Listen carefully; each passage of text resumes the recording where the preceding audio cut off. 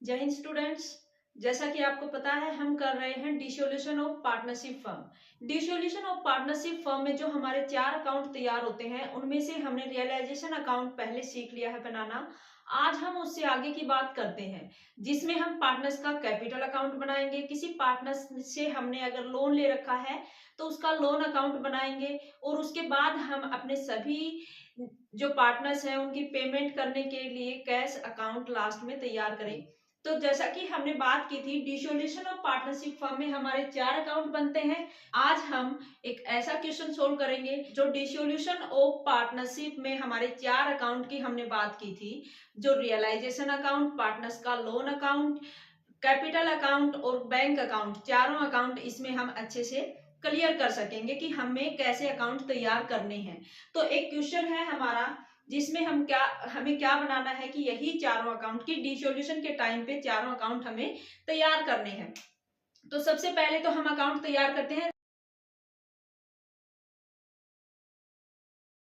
Realisation account, जो हम पहले भी बनाना सीख चुके हैं। आज उसका एक बार रिवीजन भी हो जाएगा और उसके साथ साथ कैपिटल अकाउंट, लोन अकाउंट और बैंक अकाउंट भी हम तैयार कर लेंगे या कैश अकाउंट हम तैयार कर लेंगे। ठीक है, तो हमारा क्वेश्चन है उसमें कह रहा है कि हमारी बैलेंस शीट ये लाइबिलिटीज दिखा रही है, एसेट्स दिखा रही है और रियलाइजेशन के टाइम पे हमें बता रहा है कि हमारे जो क्रेडिटर्स हैं उनको हमने प्लांट मशीनरी पे कर दी है, कैश की बजाय हमने प्लांट मशीनरी क्रेडिटर्स को दे दी। इन्होंने जो रिया से हमने लोन लिया था उस पर इंटरेस्ट है। डेटर्स है 10% कम पैसा हमारा डेटर्स से आया है। इन्वेस्टमेंट है जो 80% ही रियलाइज हुए हैं और स्टॉक है वो हमारी रिया है, उसने 7,000 रुपए में ले लिया जो 12,000 का स्टॉक था। और रियलाइजेशन पर जो खर्चा हुआ 600 रुपए वो हमारी जो दिया है उसने पे किया है। तो इन सब इंफॉर्मेशन के आधार पर हम सबसे पहले बनाना सीखते हैं रियलाइजेशन अकाउंट, जो हम पहले भी कर चुके हैं। आज एक बार फिर से बनाना सीखते हैं। क्या बनाएंगे आज हम? रियलाइजेशन अकाउंट बनाएंगे। ये कई बार पूछा जाता है बेटा, डिसोल्यूशन जब फर्म का होता है तो कंफ्यूज करता है हमें रीवैल्यूएशन और रियलाइजेशन। रिवैल्यूएशन हमेशा कब बनाते हैं? जब सिर्फ पार्टनरशिप का डिसोल्यूशन होता है तो हम बनाते हैं रिवैल्यूएशन अकाउंट, और जब पार्टनरशिप फर्म का ही डिसोल्यूशन हो जाता है तो हम बनाते हैं रियलाइजेशन अकाउंट।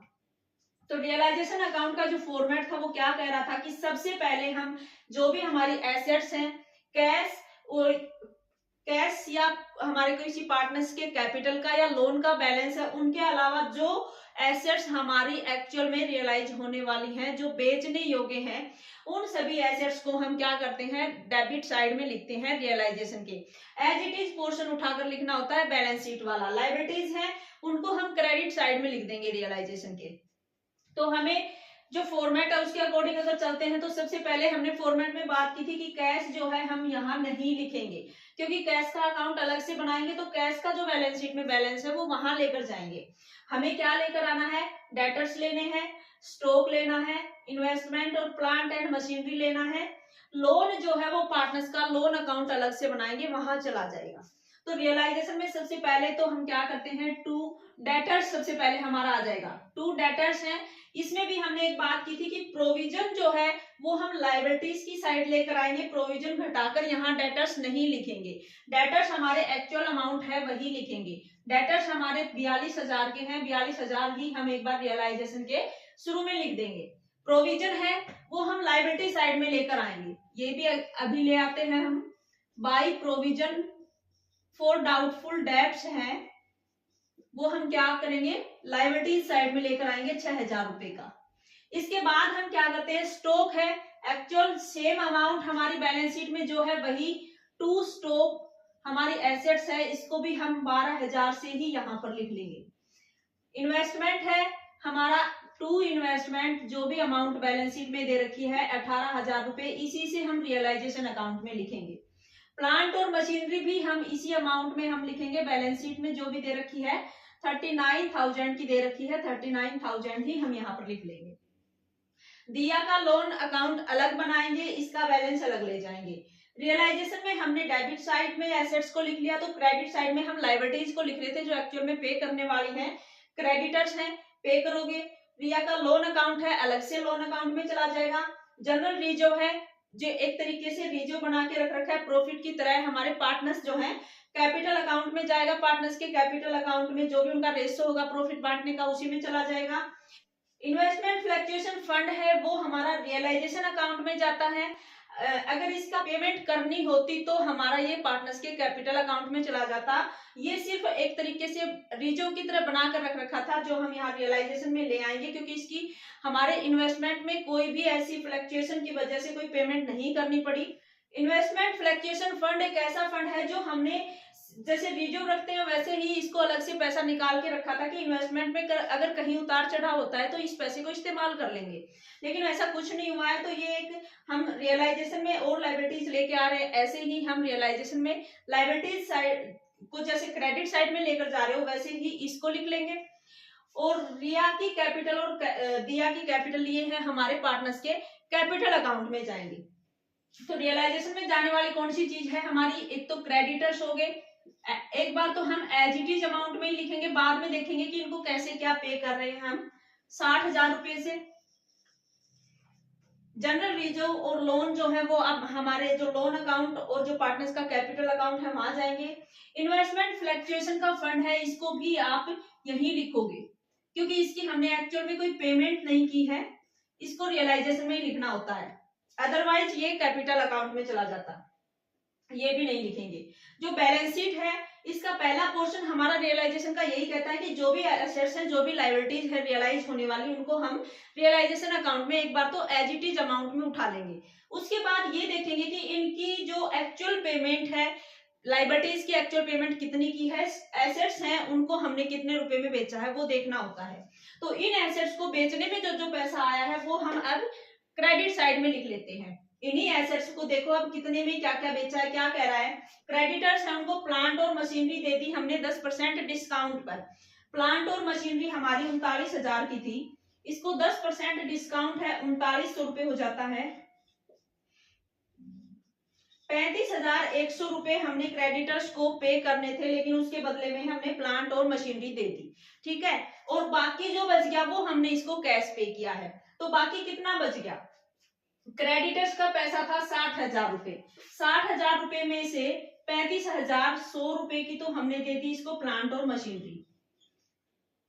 24,900 रुपए हम अब क्रेडिटर्स को पे करेंगे। तो इन क्रेडिटर्स को पे करते हैं तो हम किधर लिखते हैं, डेबिट साइड में लिख देते हैं।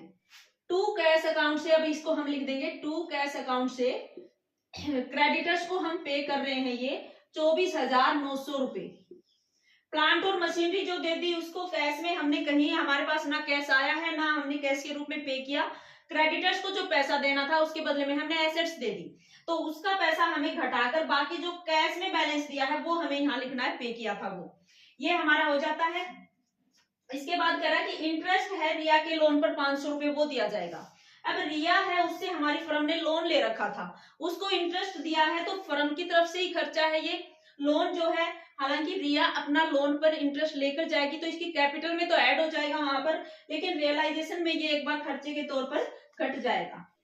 रिया के लोन पर 500 रुपए हमने पे किया है, ये रिया के लोन पर इंटरेस्ट है 500 रुपए हम लिख देंगे यहाँ पर, हमारी फर्म ही इसको पे करेगी। इसके बाद डेटर्स कह रहा है 10% कम हमें रिसीव हुए हैं। डेटर्स जो है हमारे ओरिजिनल जो अमाउंट 42,000 की थी, 42,000 पर 10% लेस करके हमें मिला है पैसा, तो कितना मिल गया 37,800 से तो हमारे डेटर रियलाइज हुए हैं। इधर हम क्या लिखेंगे, बाई कैश से हमें पैसा क्या मिला है, एसेट्स रियलाइजेशन से जो पैसा मिला है वो क्या हो जाएगा हमारा, डेटर्स का तो कितना बना 37,800 रुपए। और हमारी क्या बात करा, इन्वेस्टमेंट जो है, इन्वेस्टमेंट है वो 80% ही रियलाइज हुए हैं। तो इन्वेस्टमेंट हमारा 18,000 का था, 18,000 का 80% हमें मिला है, कितना आ रहा है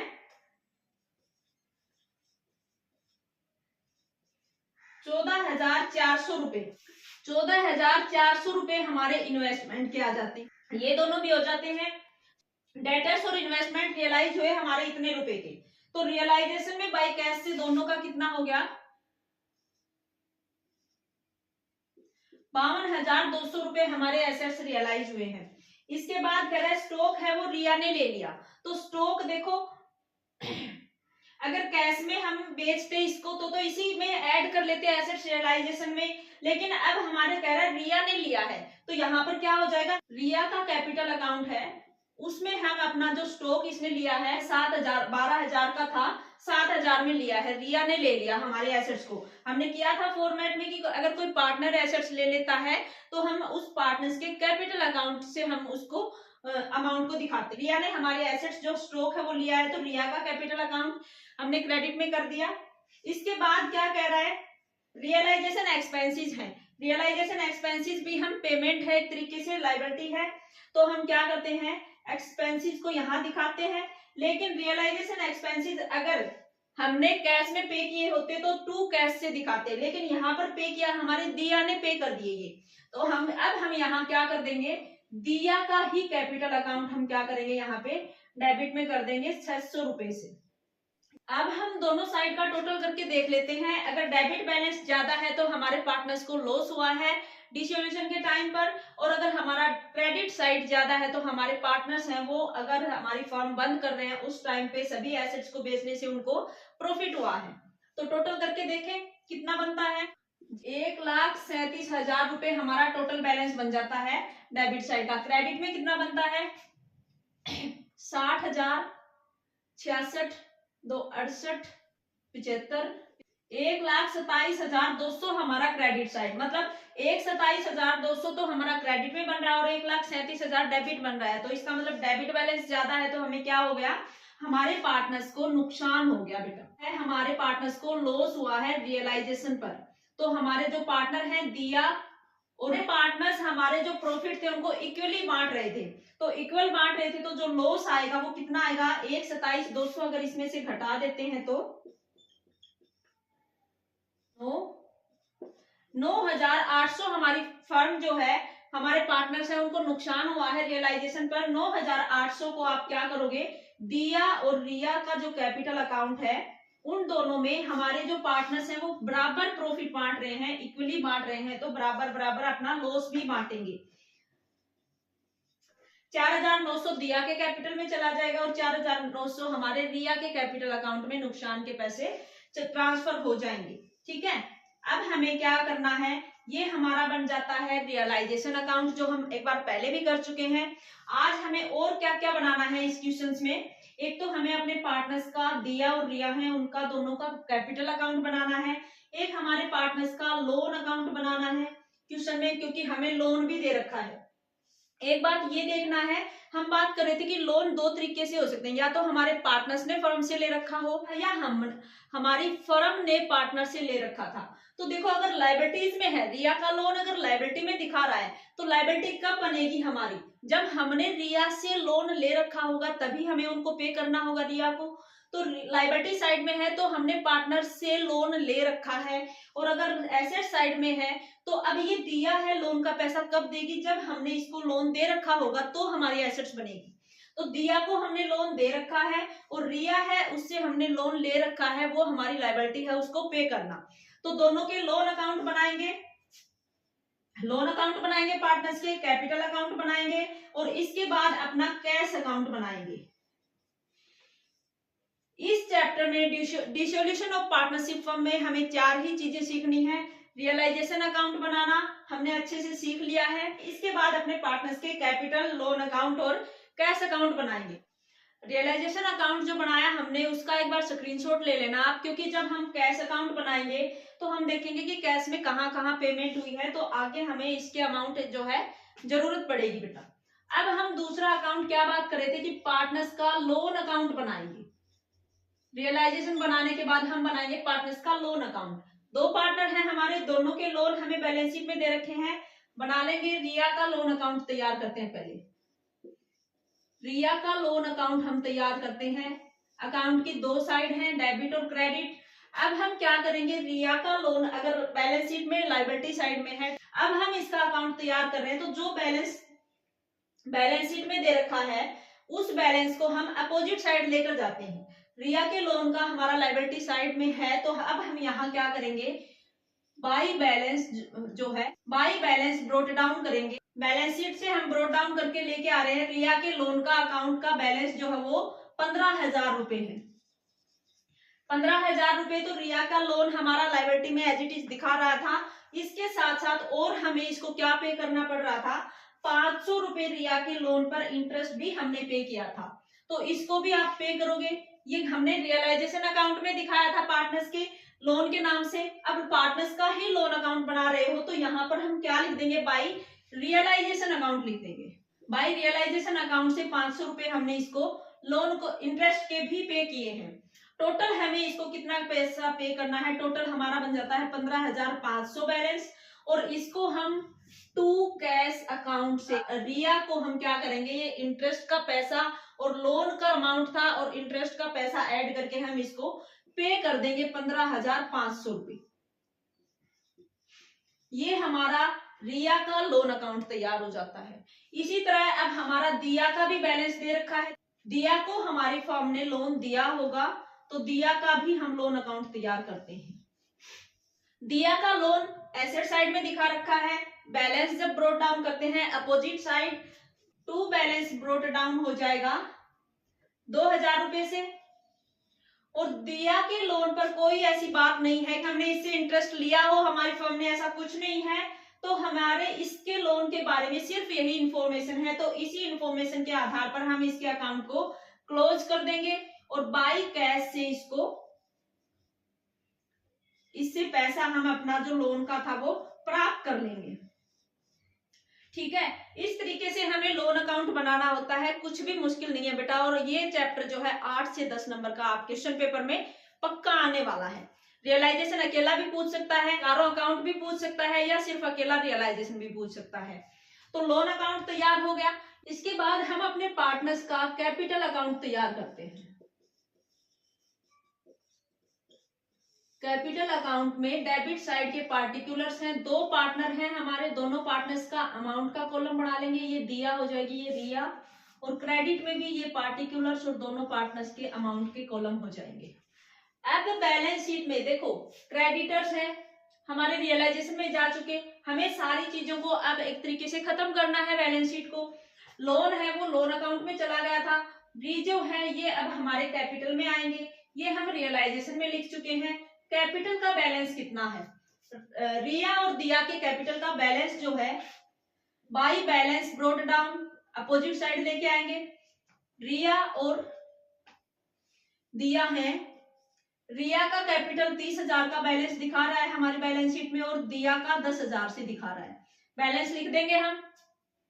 इसके बाद जनरल रिजर्व है वो भी हमारा क्या होता है, एक कैपिटल में ही ऐड हो जाता है, क्योंकि ये पैसा क्या किया था हमने, एक रिजर्व रखे कैपिटल में से या प्रॉफिट में से ही पैसा अलग रख लिया था कि अगर भविष्य में कुछ एबनॉर्मल लॉस होते हैं तो हम इसका पैसा यूज कर सकते हैं। तो अब फर्म बंद हो गई, भविष्य में इनकी पार्टनरशिप फर्म जो है चल ही नहीं रही है, तो अब क्या करेंगे, इसको भी ये कैपिटल जो है प्रॉफिट वाला रेशो था उसी में ऐड कर लेंगे कैपिटल में। तो बाई जनरल रिजर्व का बैलेंस भी इक्वल प्रॉफिट बांट रहे हैं, तो हमारा 15,000 रुपए 7500 दोनों के कैपिटल में ऐड हो जाएगा। इसके बाद और कुछ क्या दिखा रहा है कैपिटल से रिलेटेड, एक देखो हमारी दिया है उसने फर्म का खर्चा था, रियलाइजेशन पर 600 रुपए फर्म को करना था, लेकिन हमारी दिया ने ये पे किया था, तो ये पैसा अब दिया अपनी जेब से नहीं देगी बल्कि ये पैसा फर्म की तरफ से प्राप्त करेगी। तो ये 600 रुपए इसकी कैपिटल में जुड़ जाएंगे, किसकी में, दिया ने किया है। तो दिया का जो पैसा है उसमें हम क्या करेंगे, रियलाइजेशन जो अकाउंट है, रियलाइजेशन में इसने एक्सपेंसेस पे किए थे, साथ में ये लिखते जाएंगे कि आप किस चीज के दे रहे हो, दिया को सॉरी एक्सपेंसेस पे करने के पैसे दे रहे हो दिया को। रिया ने कुछ नहीं दिया था, दिया ने दिए थे ये 600 रुपए, तो दिया के कैपिटल में हम इसको ऐड कर देंगे। अब इधर क्या लिखेंगे, अब देखो बेटा एक बात और है, हमारा स्टॉक जो रियलाइजेशन था हमने रियलाइजेशन में भी लिखा था, हमारी रिया ने एसेट्स टेक ओवर कर ली थी फर्म की, तो अब ये एसेट टेक ओवर इसने की है, तो जितने रुपए की एसेट्स इसने ली है उसकी कैपिटल को कम करना पड़ेगा, हमारी फर्म इससे पैसा लेगी। जिस तरीके से दिया ने पैसा पे किया था फर्म की तरफ से, तो ये पैसा ले रही है अपनी कैपिटल में ऐड करवा रही है, तो रिया जो है उसको भी एसेट्स का पैसा देना पड़ेगा। तो यहाँ हम क्या कर देंगे, रियलाइजेशन अकाउंट में लिखा था हमने इसका कि ये स्टॉक जो है वो ले रही, अब यहाँ रियलाइजेशन अकाउंट लिख देंगे, इसका कैपिटल अकाउंट बना रहे हैं तब। और रिया ने कितने रुपए का लिया था? रिया ने हमारा फर्म का स्टॉक जो है वो खरीद लिया, तो उससे हमें अपनी कैपिटल कम करनी है, रिया की कैपिटल कम करनी है। 9800 रुपए का नुकसान हुआ था, जो दोनों बराबर बांट रहे थे, 4900 4900 रुपए का नुकसान हुआ था। अब ये नुकसान भी इनकी कैपिटल में से ही हम पूरा करेंगे, इनकी कैपिटल को घटा देंगे। तो टू रियलाइजेशन से इनका जो रियलाइजेशन पर लॉस हुआ था 4900 रुपए, 4900 रुपए ये भी इनकी कैपिटल में से हम घटा लेंगे। इसके बाद इनसे रिलेटेड और कोई ऐसा खर्चा नहीं है, तो अब हम टोटल कर लेते हैं। ये कितनी कैपिटल अपने घर लेकर जाएंगे? 37,500 हमारी रिया की बन रही है, 18,100 रुपए हमारी दिया, और इसमें से 7 और 4 11,900 हम क्या कर देंगे? घटा देंगे इसकी कैपिटल में से 25,600 रुपए, और इसका हम घटा देंगे 4900 रुपए। 13,200 रुपए तो हमारी दिया अब लेके जाएगी हमारी फर्म से, और 25,600 रुपए हमारी रिया लेकर जाएगी। ये क्या हो जाएगा? इनको लास्ट में कैश अकाउंट में हम ले जाएंगे, और फाइनल पेमेंट ये लिखना होता है फाइनल। अब हम इनको पेमेंट कर रहे हैं, अब इनका कोई आगे तो कैपिटल अकाउंट बनना नहीं है कि उसमें बैलेंस को तुम आगे लेकर जाओगे, फाइनल पेमेंट करनी है इनकी। कैश अकाउंट में हमारा 25,600 तो हमारा रिया के अकाउंट में चला जाएगा, और 13,200 हमारी दिया के अकाउंट में चला जाएगा। ये पैसा जो अब है ये घर लेकर जाएंगे पार्टनर्स दोनों, रिया और दिया। 3 अकाउंट हमने बना लिए, रियलाइजेशन बना लिया, पार्टनर्स का लोन बना लिया, और पार्टनर्स का कैपिटल अकाउंट बना लिया। अब हम क्या बनाएंगे? अपना कैश अकाउंट बनाएंगे कि कहां कहां हमारी फर्म ने कैश पे किया है और कहां कहां से हमारी फर्म को कैश मिला है। अब जैसे बैलेंस शीट का टोटल बराबर है, वैसे ही अगर हमारा कैश का बैलेंस, कैश अकाउंट का बैलेंस बराबर हो गया तो मतलब हमारा क्वेश्चन सही हो गया बेटा। अब हम बनाते हैं अपना कैश अकाउंट।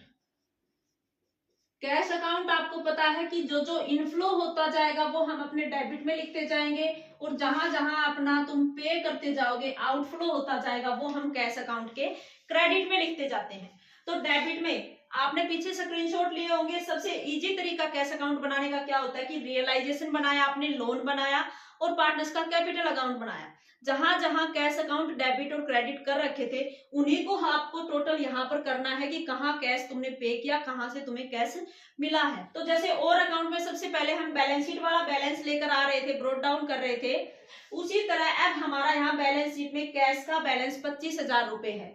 25 हमेशा अपोजिट साइड में बैलेंस लेके जाते हो, तो टू बैलेंस ब्रोट डाउन कर रहे हो तुम अपना कैश का बैलेंस शीट से 25,000 रुपए। 25,000 रुपए तो ये कैश के हैं हमारे। और क्या क्या था? एसेट्स रियलाइज हुई थी, हमने रियलाइजेशन अकाउंट बनाया तो एसेट्स बेचने से पैसा आया था, तो वो याद करो आपने रियलाइजेशन में क्या लिखा था? बाय कैश से लिखा था। उस कैश को ले आओ, क्या लिखोगे? अब यहाँ टू रियलाइजेशन अकाउंट लिख दोगे। रियलाइजेशन अकाउंट से एसेट्स तुमने जितने रुपए में बेची थी, 2 एसेट्स थी हमारी, इन्वेस्टमेंट था और क्या था? डेटर्स थे और इन्वेस्टमेंट था। 52,200 से हमारी एसेट्स रियलाइज हुई थी, एसेट्स का पैसा हमें मिला था, लिख दिया। और कहां से पैसा मिला था? दिया जो हमारी पार्टनर थी उसको हमने ये लोन दे रखा था, इसका बैलेंस भी था हमारा। बाई कैश से हमने दिया के लोन की पेमेंट ली थी। अब हम यहाँ इनफ्लो लिख रहे हैं कैश अकाउंट में, तो यहाँ हम क्या कर देंगे? टू दियाज लोन से लिख देंगे। 2,000 रुपए हमने इससे ले लिए, इसको लोन दे रखा था वो। और हमने क्या किया? पैसा और हमारे पास कहीं से नहीं आया, हमने पैसा पे किया था। अब क्रेडिटर्स को पे किया था। रियलाइजेशन अकाउंट में कहां कहां कैश पे किया था तुमने?